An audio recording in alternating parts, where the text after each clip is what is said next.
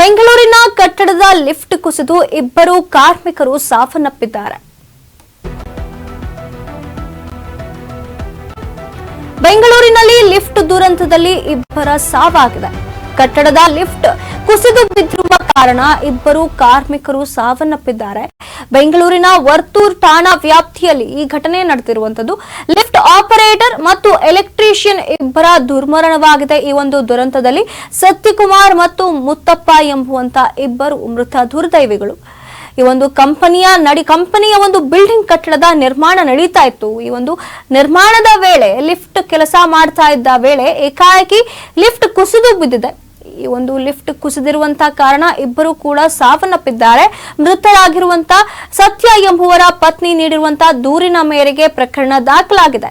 ಹಾಗೆ ಗುತ್ತಿಗೆದಾರರಾಗಿರುವಂತಹ ಸುಧೀರ್ ಮತ್ತು site engineer ವಿರುದ್ಧ ಎಫ್ಐಆರ್ ಕೂಡ ದಾಖಲಾಗಿದೆ. ವರ್ತೂರ್ ಪೊಲೀಸ್ ಠಾಣೆಯಲ್ಲಿ ಪ್ರಕರಣ ದಾಖಲಾಗಿದೆ.